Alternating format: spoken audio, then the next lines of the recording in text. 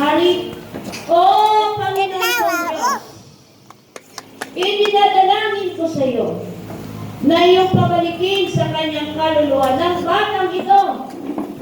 Kaya pala nalangin mga kapatid sinasabi. Kaya pala nalangin, hindi advisable sa bahay. Bakit?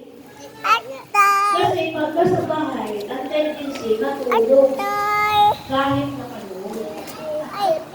Pero pag sa simbahan, may nakatingin. Magsasalita kahit ikalto. Kaya tingnan mo si si Propeta Elias, Eliseo. Talagang sinalita niya at nilakas sa niya, Panginoon ng Diyos, idinadalangin ko sa iyo. Kahit si Ariskeas, diba nung sabi niya, Panginoon, narito ang mga gawa ko, pansinin mo! Kaya panalangin, hindi ko mabibig. Ang panalangin, sinasalita. Kaya nangyari, ang Espiritu ay babalik sa Diyos na nagbigay sa Kanya pagkatapos na namatay. Ang Espiritu at kaluluwa ay hinaiwalay. Pero sa case na ito, bumalik ang buhay ng bata. Bakit kaya? Para ipakita ang kapangyarihan ng Diyos. May utang na loob kasi ang propeta sa babae. Bakit? Para hindi ang magahan ng Diyos ay dito doon. Ginawa ng Panginoon. True promise. Alam niyo ba ang kasaysayan nito? Ang babaeng balong ito ay namulot ng maliliit na katpat, small sticks. Sapagat na time ay El Nino. Wala nang makao. Isang dapat na lang. Aray na yan eh. Kaya aray na, tapos sa suka, tapos matika, sa ganyan. Okay. Ano ba? Yan ang pagkaon nila. Isang dapat na lang, pag-ilangis, tapos maliliit na patpat. Imagine mo ba lang sabihin ko na ay, lotuhan mo po, ipakain mo sa akin. Pero na, hindi ko iyan. Sabi ng babae,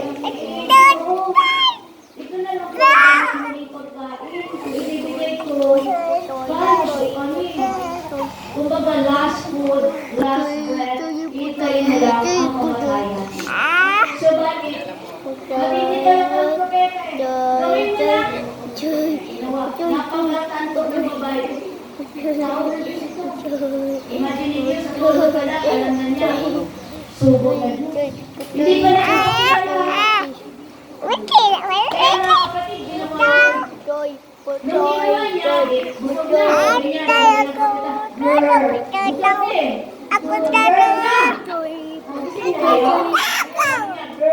di ba pag busog ganyan? Busog na. Eh, ilang babae na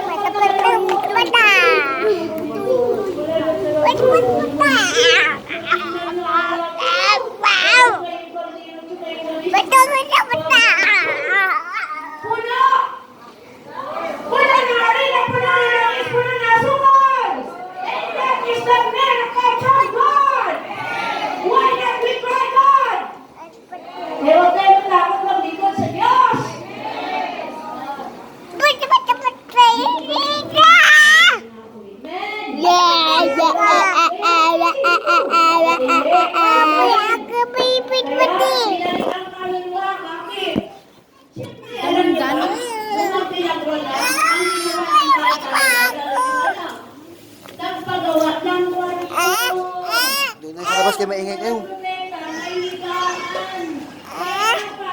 Labas. Ingay man kayo.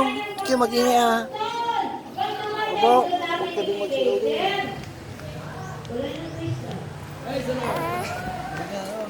Sige ah.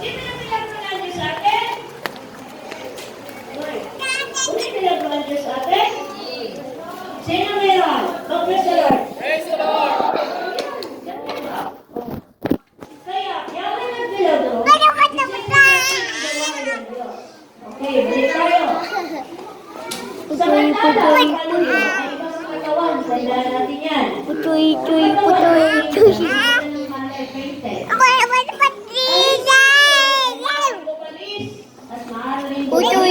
Ibang espiritu, ibang kaluluwa. Iba rin ang katawan.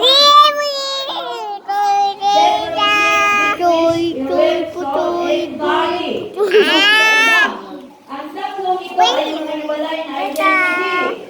Tandaan natin, sila ay isa pero may kakayahan makipag-ugnay sa Diyos. Okay, ang espiritu, ito. God's conscience. Yan yung mga yan.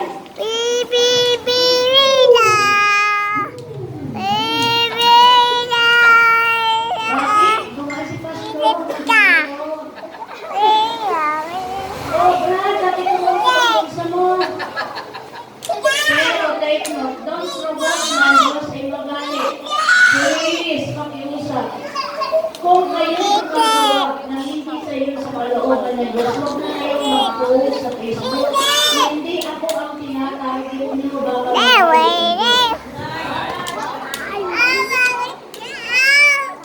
God's conscience. To God be the glory. Kaya tandaan natin ang espiritu, God's conscience. Ang kaluluwa sa conscience.